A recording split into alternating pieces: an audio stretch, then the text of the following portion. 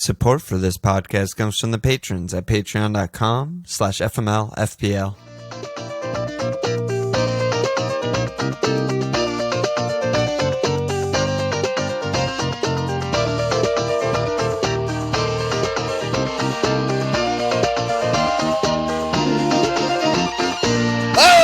Okay! I'm going to move you on. You got me a little bit on the tail end there. Yeah.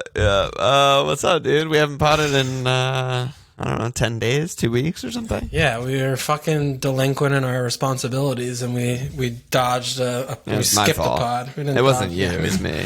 It's you, it usually is, but that's nothing new there. Yeah, the longest, full 6-7 day long game week into no days off, another game week into the season's over in 10 days. It's just madness right now. Yeah, so, I mean, obviously we're potting right now. It's Thursday night in America. We're going to do the next pod's going to be Sunday night. And then last pod is going to be Wednesday night. And then that'll take us right into Euros. Yep. But, I mean, we'll probably do... Post-mortem, probably not precog. We'll probably just do a post-mortem after 38. And then we'll start right up with Euros, right? Yeah, I think so, yeah. Yeah, We should talk about like how we want to preview them and stuff, and like, because I feel like let's I remember do it right now. Well, last tournament I remember. I don't mean talk about it. I mean let's do the preview pod right now. It's just fuck it. It's like I want to. It might be cool to get some like firesides, but it might also be useless. I don't know. We'll figure it out. What something good. If anyone has suggestions, we'll take them. But and ignore them.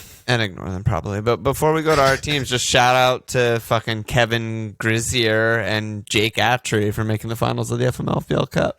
That thing's still going. Kev 66K, Jake 6K. Insane achievement. Good luck, have fun. Not Kev from Kev IRL. Discord. Not Kev IRL, different Kev. Fake fraud Kev. Yeah, like Kev Hoya in Discord or something. He's just a Georgetown Ultra. Georgetown Ultra. Maniac. All right. Yeah, good luck to whomever wins. Yeah. That. So how'd you do? Long, big game week. Yeah.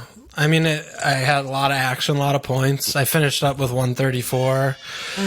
You know, no hits. Transferred Slabin, ended up being a -8.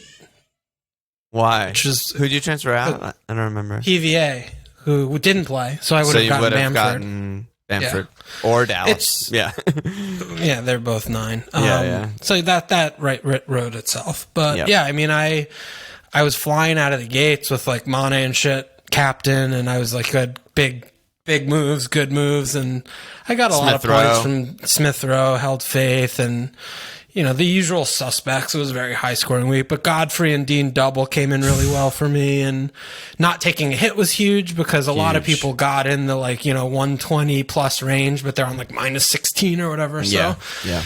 So I, you know, Mendy didn't play the second game, which is frustrating. Obviously the fucking slabbing is the slab. So, you know, some good, some bad. Mane not playing the second game today was very frustrating, but still a very good week. So I'm ending the season strongly. I'm having some nice game weeks. I'm following the heart of the cards instead of the chalk moves, and it's paying off for me this year, which is nice. Mane could have, like, that was a big blow for you, obviously, on cap, but he also like had a good chance and could have scored. You could have flown even harder, but really, if you did do, massive game week for you. So hopefully I'll be able to carry this momentum into our overall rank 1 Euro team that we're going to co-manage. Yeah, we've got some weird questions on Euro. Is that all? Oh, good. Can't wait.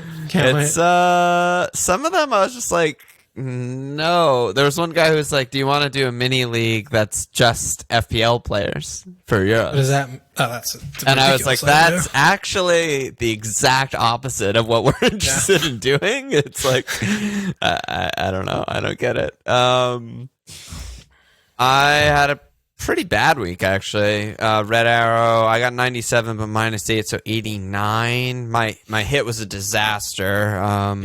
I brought in bad. Kabak, who had a secret injury, got 0 points. Dean with 14 is good. Tella's just whatever fodder, but I got rid of Jota, who put up points. Mitchell whatever played. I didn't get Dallas auto sub, but I did get Pereira auto sub, which is kind of nice. Pereira's been so good for me. Dude, he's, yin and yang. He was a disaster for me, and ever since you got him, and he's just been banging him in for you. He's been George Boyd for me. It's been unreal. Absolute George Boyd. Forster with the pen save was pretty lucky, but yeah, I don't know. I just didn't have any of the like really big scorers. I captained Iheanacho, which I honestly felt great about after the Newcastle game, because that game was a disaster, but he got a goal, and then I was expecting that B team, and I was like, cool, they suck. This is Leicester should win this game, and they did, but he didn't do shit. He didn't do the things. He didn't do the things. He didn't have. Neither of us had Greenwood. Neither of us had any United attackers, right? And they all put up huge points. Actually, Bruno, all of them. pen and own goal, assist, / actual goal is the story of the life right there. Yeah. And I mean, Bruno 19, Greenwood 19, Rashford 13, Paul 7, Cavani 11. Yeah. Meanwhile, the defenders and keeper, Hendo 4, Juan 8, Shaw 2, Lindy 2, Maguire 1. It's just like not how we thought it was going to go down. But yeah, no, bad gaming for me. That honestly, dude, the worst fucking thing I did was get Fofana. If I told you to get Fofana. Who fucking in the world would recommend Fofana? No, I never blamed the pod partner for that. I never blamed the pod partner for that. But that has gone bad. He's been so bad. Like their defense is Pereira, shambles. Yes. The bad Pereira. Yes. Ricardoing. Yes. Oh my God. So they're all sorts. Yeah. Yeah. I mean, normally 89 good game week, but this week was just so fucking high scoring. The top 10K average is 111.2, and the overall average is 82.1. So even that is so fucking high. Yeah. And a lot of chips too. I mean, I saw you had any bench left, boost. You used them. Fucking hell of a week to bench boost. Everyone that did it got funny, lucky points off the bench. And I saw some like 170s in our mug league and stuff like that. Yeah. So but, a lot of action this week. In the end, I only went down 80K, which whatever at my rank is pretty insignificant. So whatever. Yeah. What else? We go. We go again. We go again. League updates. The 3 FML Field Prize League Mug League leaders for May, last mug of the season. Frode Satron, a.k.a. Ognom United, which is Mongo backwards. I don't know what that is. Mahesh Jagadisan, a.k.a. I think. a.k.a. Hime Samor, and Maxi Evans, a.k.a. Steele. A lot of foreign action. And then shout out to the leader of the FML Field Public League, Nom Nom Nom, Louise May, back on top. That's about it. Yeah.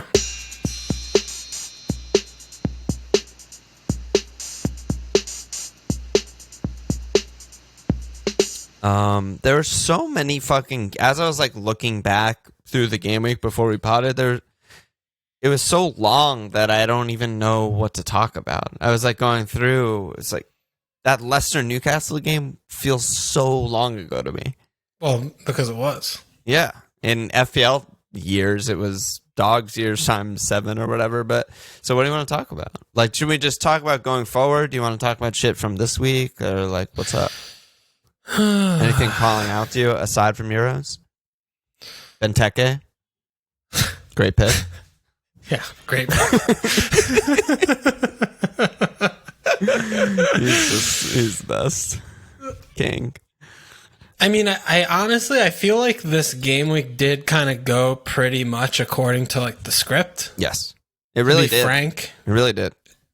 Everything sort of. I mean, that's I guess why a lot of people got a lot of high scores, because we knew Bruno was gonna look bad in open play and luck into points happened. Yep. We knew that.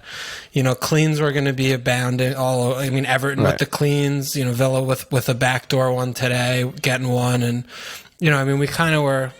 The good fixtures we're thinking about that came through in terms of clean sheets, and points, And like Liverpool, like got points, Mane got points, Jota got points, Trent got points, like everyone got points, right? Liverpool in terms of 6 goals, United score 6 goals, like everyone we backed basically, put up points, So in terms of takeaways, there, I don't think there's a ton. Yeah, I think that maybe it would be more useful to look at, the last few fixtures and, see maybe about some, teams that are more close or on the beach versus those that aren't. And right. I don't know. But I mean, I think the other thing too, with Smith Rowe is sort of like a weird one because I've had this player on my team for a long time. I had him also for like 10 weeks or something. Yeah. And he's been my Boyd, reverse Boyd, where he's come in way too much for me, and he's literally never got me any points before.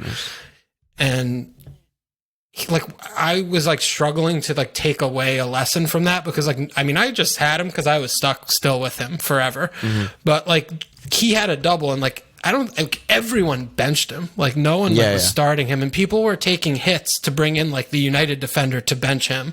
Yeah, or people were taking hits to bring in, And I wouldn't have hated that at the time. Yeah, I wouldn't have either. I wouldn't have been that's nuts. You got to start Smith Rowe. No, he's not even fucking nailed to play both, and he doesn't shoot or anything.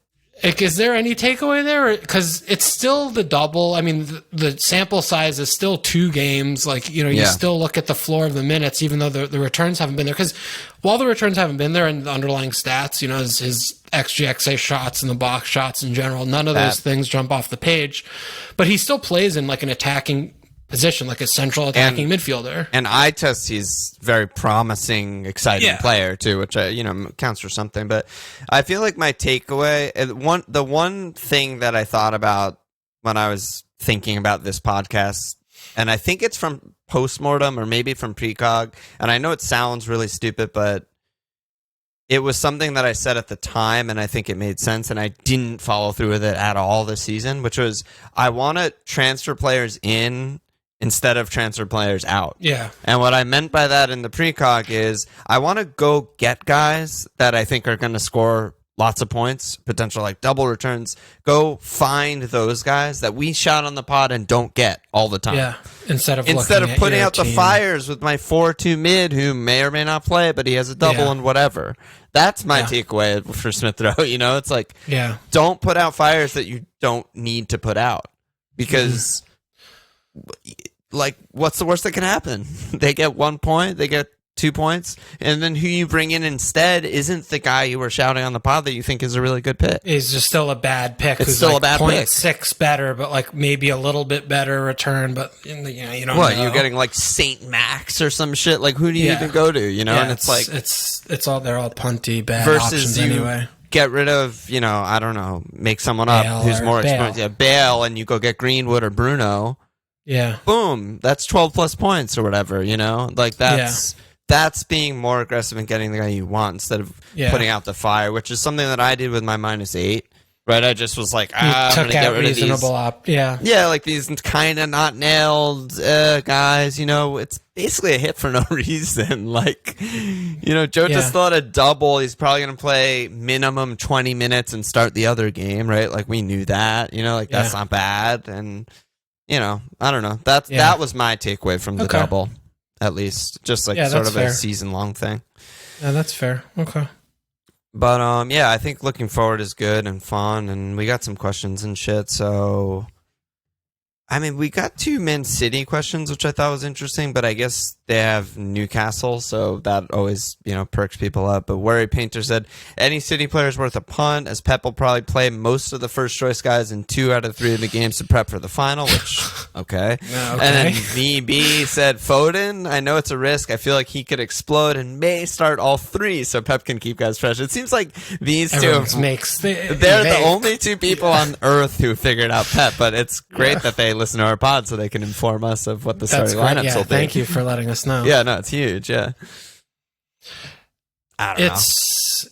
You obviously are looking at this from the punt lens because as we're the questions, other than the askers of said questions who know that Foden's playing 270 and whatever, but I think it's more of it comes back to what your team looks like and who if you're really thinking that the City games are going to be exhibitionary where they just dismantle Newcastle and Brighton in the next 2. Yeah. And that you want, a start in 2, which is really all you should be reasonably expecting to like. Yeah. If you pick a Mahrez in your team or you pick a Foden in your team, you know, you're really hoping for like 120 over the next two, and then the last game week Everton is.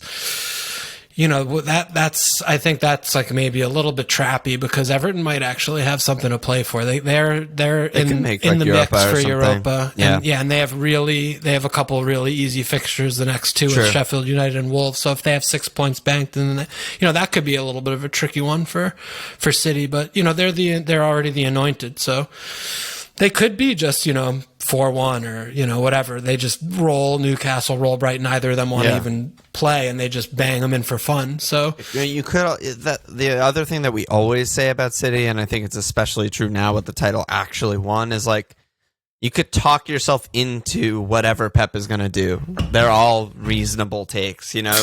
Is he going to play like sort of weird rotated B teams next to and then go full strength Everton, which is the closest to the final? Sure. I don't know. Fucking maybe. Yeah. So, yeah, as long as you know it's a punt and then sure, it's not my favorite punt because of the uncertainty, but Kuhn, Mahrez, Foden, like if they start those games, it's pretty reasonable. So, I don't know. That's how I feel. Yeah, I guess some people are totally free hitting, I guess. Really? Yeah, if you still have that. Yeah, I don't know. Sure, whatever. throw a couple in. You could put 3 attackers in for the Newcastle game. Sure, why not? Who the fuck's free hitting? Well, yeah. If you have it left, I think some people were like, bench boost last week, free hit this week to avoid the blanks or something. Yeah. But, that's fine, whatever. But yeah, I mean, I'm not too into the City punts here on the last few game weeks, and it just doesn't seem like it's reliable enough. And, you know, I don't, and especially when, I mean, I'm, you know, if you're taking any hits or anything, I think, you know, you could get carried away with that narrative of like, you know, they're title winners and they're just going to walk over these teams, which, you know, is likely to happen, but it's the same story as ever that, you know, it's kind of reminding me too of like preseason with Foden when we're talking about with less known information of, you know, you get this player expecting that he's going to be like returning per 90 really well FPL points wise, but you're not expecting, you know, 90 every week. Like you're expecting 2 starts every 3. And then, you know, if he's a player that, you know, over time is going to accrue the points, but we only have 3 game weeks left. So, you know, you want a longer leash for that rather than a shorter. And, you know, obviously he's in the first team. He's obviously going to be playing the final. Like he's that team picks itself. For sure. But he hasn't, you know, and he hasn't had a lot of minutes in his legs. Maybe it's also still the bias, I guess, just will never go away as long as Pep is there. But they score 2 goals a game this year. And then they cruise. Yeah. They are not the Man City of the past 3 years who just are like fucking monsters, relentless, potential 5 in any game. Yeah, like it's not that team. So yeah, I kind of like Gundo with Kevin out. I don't know. Oh yeah, Kev is hurt, right? He's like legit hurt. I mean, he'll probably start like the last game, I would imagine. Everton, but like for the next 2, Gundo feels like pretty reasonable to start and might be on pens. You know, I mean, and I think that, you know, I like the idea of that. You're also, I mean, he should be behind Ederson. You're in form, so that's good. Yeah. I mean, I think if I'm picking one, it's probably Mahrez, but I would probably pick Gundo over Foden. If I'm like gun to head, I'm not going to get any of these players in my team, but... Yeah, I like him. What about Kuhn, though? I mean, it depends. If you're trying to like do well in FPL, obviously you don't get him. Like it's ridiculous to think about it. But if you're having fun and you're expressing yourself, then there's no better expression than Kuhn. Obviously, that's very clear. King Chunky Thighs. King Chunky Thighs. We got a couple of questions about forwards from Jeff D. and Tio. Jeff said, I need Vardy and Nacho replacements. I'm looking at Kane, Kuhn, Antonio, DCL, Dings, and obviously Benteke. Can you talk about the state of the forward position? And Tio said, Antonio's fit, so he has to be straight in, right? Which is very triggering for especially us because he's just a disaster whenever we get him. Definitely not. But, you know, you do look at the fixtures and they're as good as they come. For West Ham, they have at Brighton, at West Brom, and then home Southampton. And they very much have everything to play for. They need 9 points from these games very badly. Yeah. So you could certainly do worse than Antonio, who's only 6'5", right? I mean, I definitely would be preferring him to similarly priced forwards, I think, at this point. I love Antonio. He just always breaks my heart.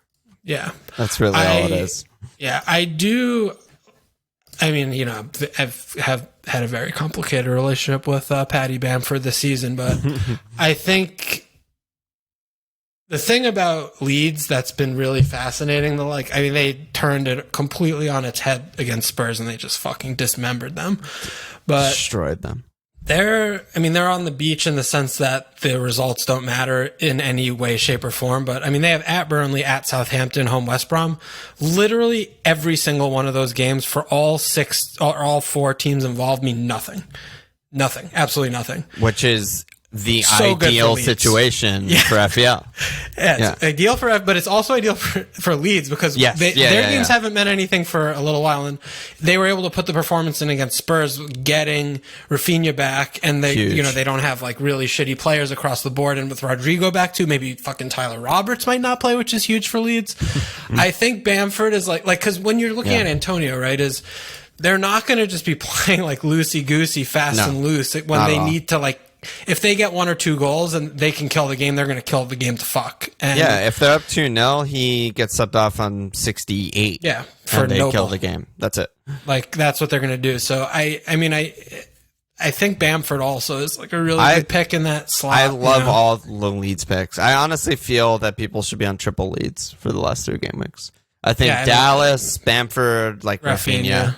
I think that's fucking great. Yeah, I like that. I like that a lot. If you're in and around it, to go for it. Those I'm really fixtures happy are that unreal. Yeah, they're unreal. I'm really happy that I did hold on to Bamford. I mean, Me too. To be fair, I wouldn't have scammed you like that, dude. I wouldn't do that to you. I love you. But to be fair, in Bamford's, he was really bad for a few games running, and he was so good against Spurs, normal. Well, not normal, but what we've been used to this season kind of version. He just needed that early sub versus Brighton. Every once in a while he needs to be recharged or something because they're just murder balling all day every day, and he just he got recharged. Is there a more first name on the team sheet in your team next year than Rafinha? Like a 6'5" mid?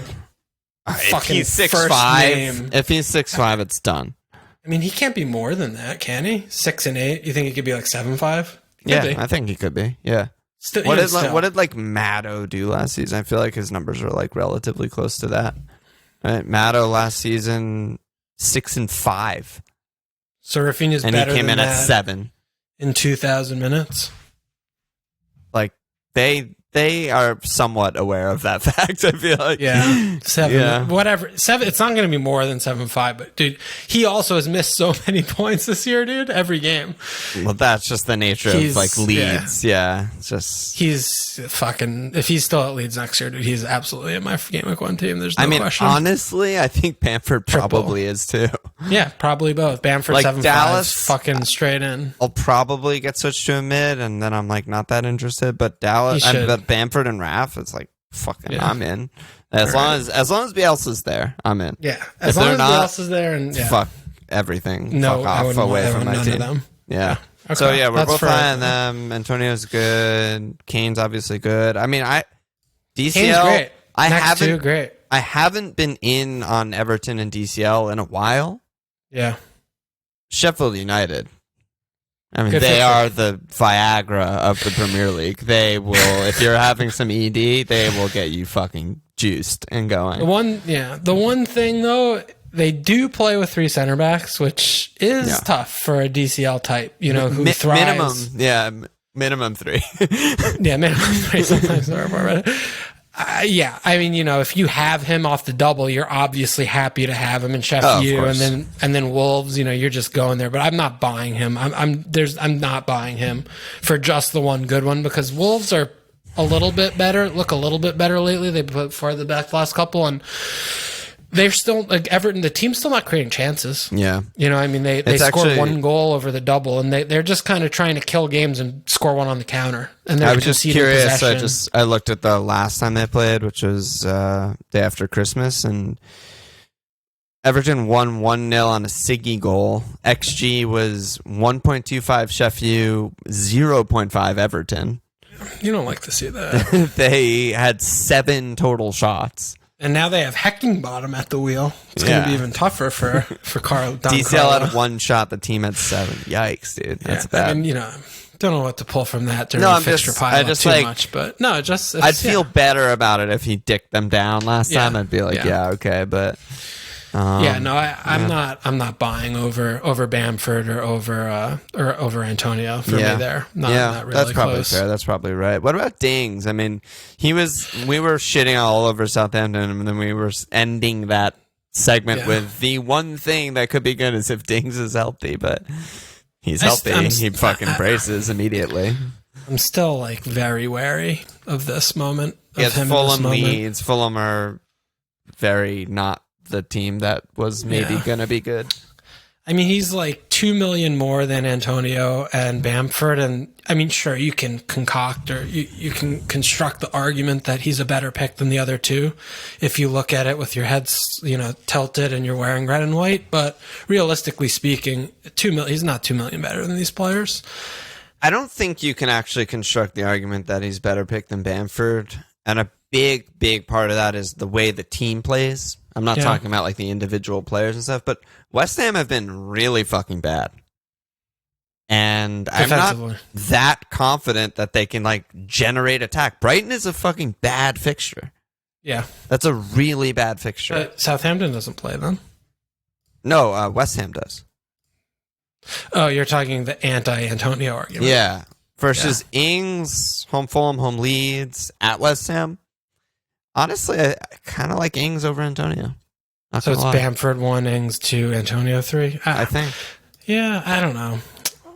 I love Antonio. I'm just not loving what I'm seeing from West Ham at all. Okay. Yeah, but again, the 2 million is not trivial. I mean, these are not players in the same price bracket. So, not trivial. You got to take that into account as well. Here, Jeff included them all, so we're just chatting about FPL picks here. It's just Jeff being Jeff. We're just chatting. On the note of West Ham, Hemdog said West Ham are another one of the run-in sides. With Rice being touted soon to be fit, is Cresswell an option given the set pieces, etc.? Recall a haul or two in his history. I mean, I'm pretty out on West Ham right now.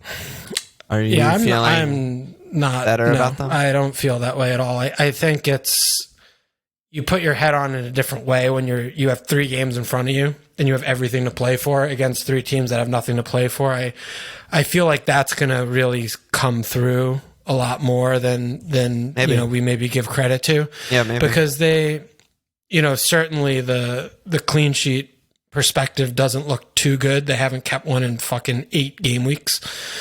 But, the last 3 games, they've let up 1 goal in each game. Everton, Burnley, Chelsea, only one of those games was, in air quotes, easy. Yep. And, they didn't get dicked. And obviously Decker's out is a big miss for the spine of the team. But, they need to win each game, and they aren't the kind of team that go out trying to win, 4-1 or 3-2 or whatever, So they get an early goal, they could turtle, and they could still do the thing with Moyes. He still plays fucking 5 defenders. So I'm not like buy with confidence they're going to clean 2 and 3. That's all it is for me. It's just I'm not confident. Yeah, it's like Derek's bringing Diop for basically just this game week, and then he's benching him.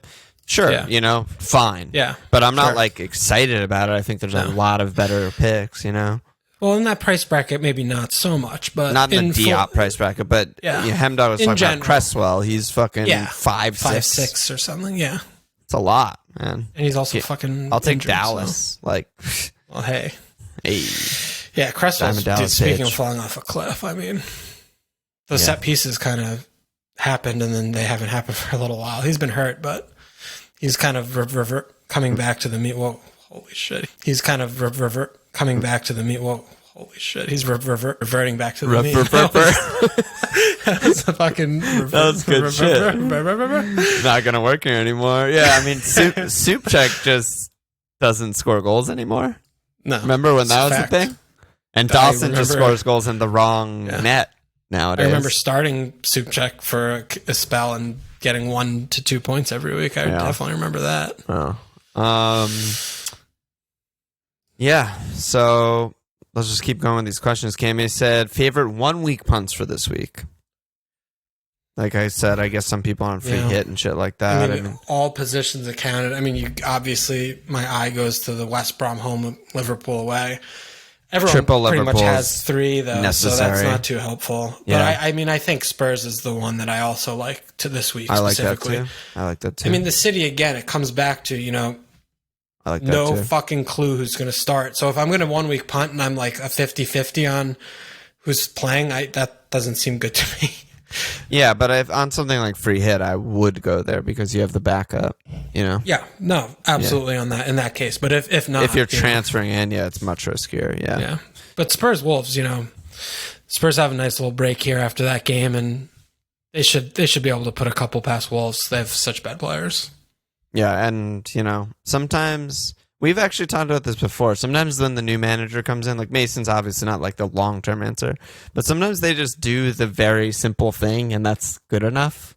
And he's just like, I'm going to start Son Kane Bale every game. Yeah. Works for me. They should win more than lose. Exactly. And, so far so good.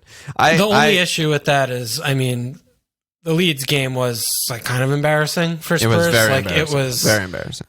No, that was as though we put the team, like we were just like, we're not training this week.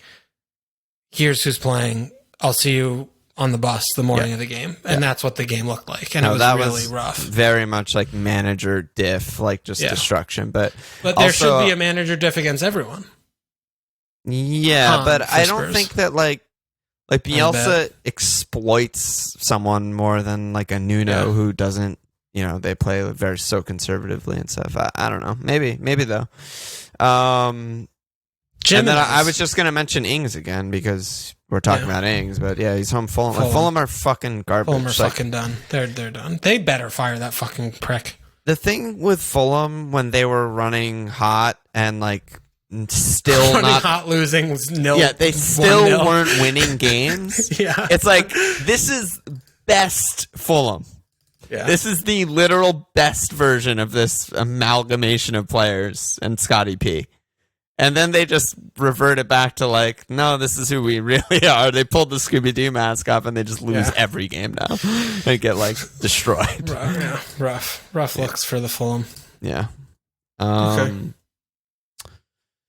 Yeah, Jeff D asking again about Dings. He's obsessed with Dings. Hemdog said, thoughts on plans for those with the Manchester United guys? I skimmed the stats. Fulham are regressing to old Fulham. Is your Brunos and Ladwoods worth hitting out? So a lot of people are probably triple United right now with the blank. With Chelsea players and shit. Yeah, I mean, we can't really, give rule of thumbs with this one because we can't see your team. But, if your hits are -2s and you say you have like 5 or 6 blankers, then you could get aggressive there and do some things that are different. But I think you still want to look at the back end, and after the blank, Man United have home at Wolves, which is, about as good as it gets. Meanwhile, Chelsea have home Leicester at Villa, which is about as bad as it gets. You have like 1.5 of those games matter. Right. Here's the thing. You just take that into account. Here's the follow-up, though, is also with United, their season's done. No idea who's going to play in Gameweek 38. They have the Europa League final 3 days later. Good point. I feel like it would be strong with early subs kind of thing because you don't want to go cold there. It'll definitely be strong against Fulham, I would say, especially after getting destroyed today. They need to get some form back. But I don't know. Wolves. No, good point. Didn't consider that. So I kind of like it a little more than I did when I first read the question. To aggressively take out United. Yeah, I mean. Well, maybe not aggressively, but but I always will prefer a player with an extra match. And unless you're bringing in someone who's fucking actively bad and or really bad fixtures, it's probably good. It's probably good. Okay. What about if you have if you just transferred to Maguire? What would you do there? What about Quebec? Should we just swap? I'll bring in Slab. You get fucking Ozon. Yeah, just a little. Oh my goodness. Awful. And then Jason, last question. He said, I've got $7 million to spend on a midfielder. Who do you guys like for these last 3 in the mid-budget price, mid-bracket. That's a lot of words. Mid-budget budget. Yeah, I don't know, 7 and under or something. Well, let's sort by price. I'm just gonna fucking scroll on. I think I would punt on I think I would be punting on Gundo or Fodinho there. Rafinha maybe it was better. And Jota's also still 7. I didn't expect him to start today at all, and he was just. I think that makes it even that much less likely that he plays on Sunday. I would be very, very surprised he plays Sunday. Maybe. I'd rather go on a City guy, but Rafinha's I think the safest bet because he should start all 3.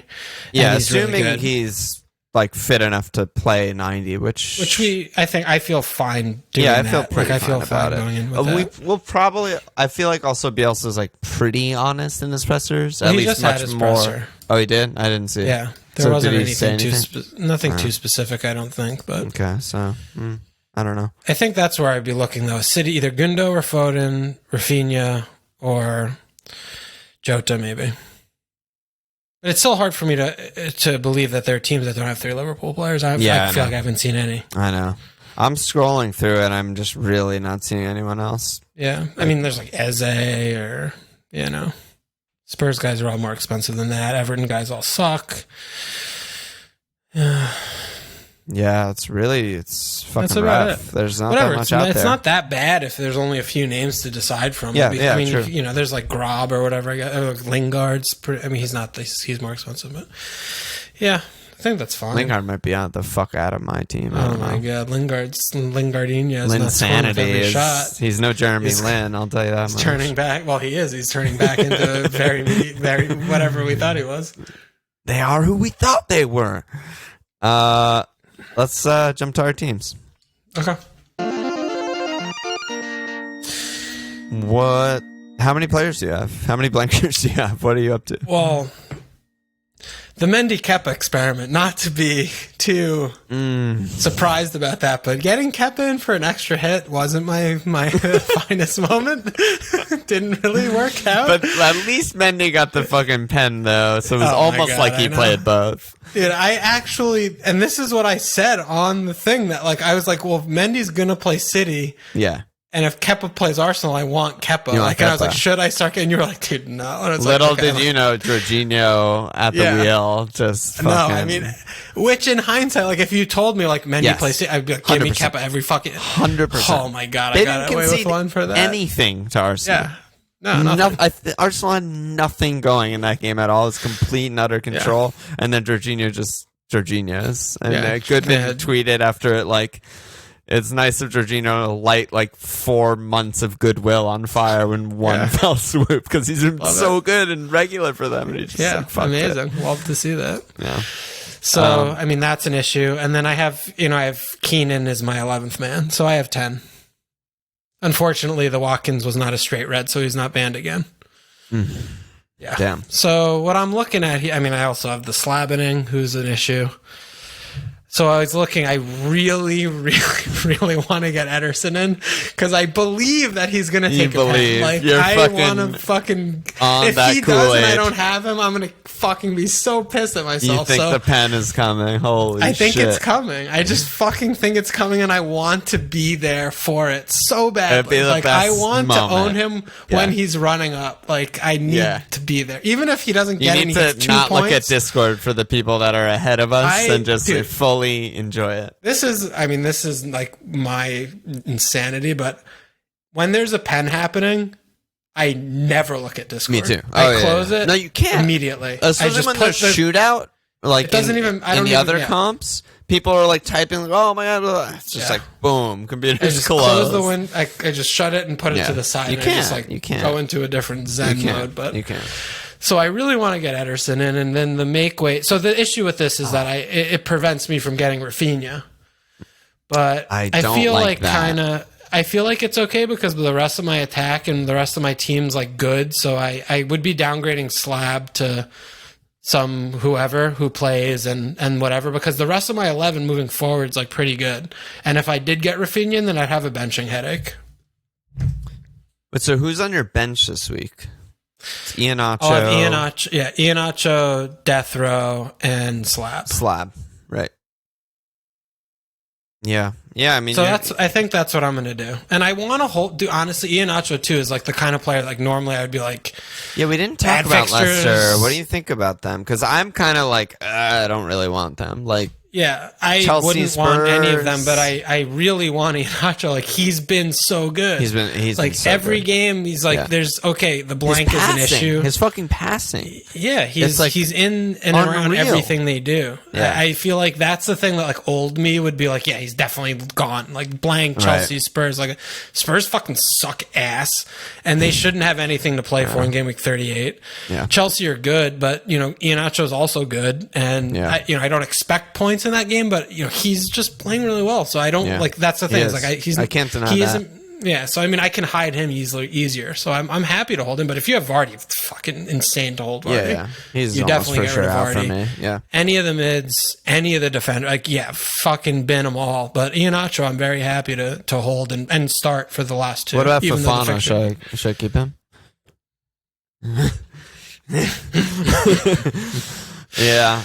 So that's what I'm looking at. Do you have any shouts on under 5? I think it needs to be 5 million or under for defender. I was looking at like Kufal. For someone who plays this week, right? They have to play this week. I need them to play this week and also be a good 38 because I don't want to start an Everton guy in 38. They play City. Oh, I so see. It needs to really be like this week and 38 is what I was looking at. I mean, Sufal is the one I kind of picked out. Yeah, West Ham have Brighton, Southampton, and those two. Yeah. That's not bad. I'm just scanning. I mean, you already have Dallas, right? Yeah. Yeah. Let's see. Villa have a tough one in 38 I looked at. Wolves have a tough one this week. It's really that's probably only West Ham. Actually. I mean, I could unless go you use on another transfer. Leeds. I could go on Leeds again too. Yeah. I mean, they would be at Burnley, home West Brom. Yeah, I mean that's why I brought him up. And since you can't get Rafinha anyway, I don't think you'll like regret that. Yeah. Maybe it's Alias or not Alias. No, it'd be Ailing. I think he's just maybe more it's nailed. Ailing. Yeah. I mean, that's probably I like that West better Ham. than West Ham. Honestly, do. Yeah. Okay. I like that. How many attacking returns does he have? He has zero attacking returns. He's due for an assist. Isn't that kind of crazy though? Yeah. Not that he's like some amazing crosser or something, but like he's full sprint, plays 90 every game. Dude, like, he gets forward. Like, do you have any fucking clue what his ICT rank is for influence? I have no idea. It's 2. That's so influential. He has no goals and no assists, and he's the second most influential. What in the actual fuck is that? How can you create this metric? He has no goals and no assists, but he's the second in anything. Is insane. Yeah. He has no stats. He's no returns. It's so influential. It's all it's beneath the surface. Like they're too big brain for you. You're playing checkers. They're playing fucking. Yeah. Wait, who's number 1? Didn't we do that last week? I guessed Juan, but it was it Dallas? Is it Dallas? I think. No, Dallas only 5 for influence. Holy shit. Dallas is definitely 1 for threat. Wait, who's 1 for influence? Oh, Juan. Oh, it is 1.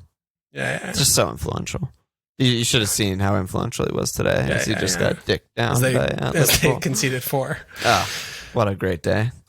But the other thing with Ailing that I think we were talking about in Discord like last week or during the Spurs game was like thinking back when it was like game week 3 and everyone was like, oh shit, like Leeds like kind of good. Like which should you get, Dallas or Ailing? Like, and like everyone honestly, was Ailing. Watching was like, yeah, definitely Ailing. Like he's way better and on the ball all the time. Yeah, but thinking back at that is actually a fucking clown show. He's like 11 returns to 0. It's actual it's just 0. nuts. Yeah, 0. I mean, he's due. He's actually due though. He's like his numbers aren't that bad creatively. I'm so in.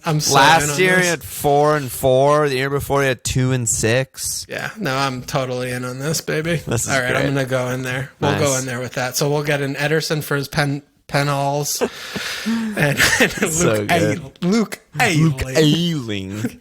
All right, what are you looking at? I have 10. I have 11, but one's Kabak. So 10. I guess I just get rid of him and just have 11. I don't know. Yeah.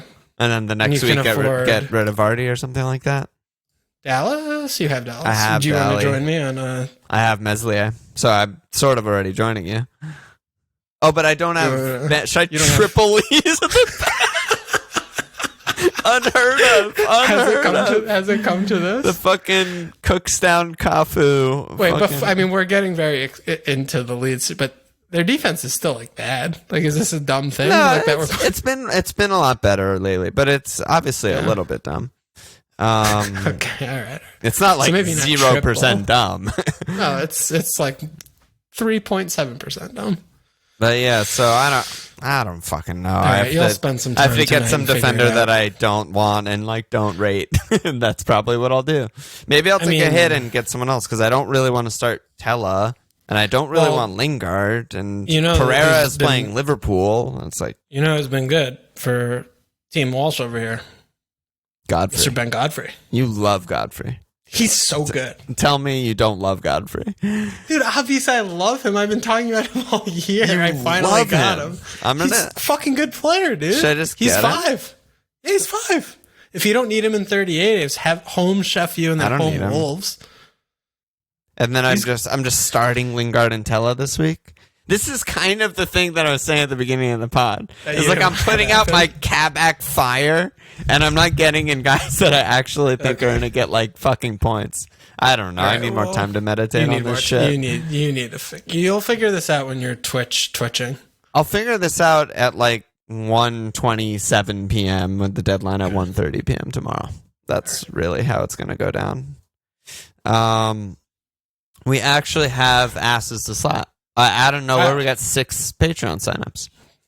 Thanks, everyone. I don't know what we did. I don't know what we did. Maybe we just kept complaining until people just felt bad for us. But thanks for signing up. We got Pat Kennedy, Jeffrey Weber, Mark Larson, Andrew Baker, Johnny Smith, and Ben Ingram. Let us get in there. That's it, bro. Any last words? No. Have a fun weekend. Everyone enjoy it. See you tomorrow. A couple games to go. See you tomorrow. See you tomorrow.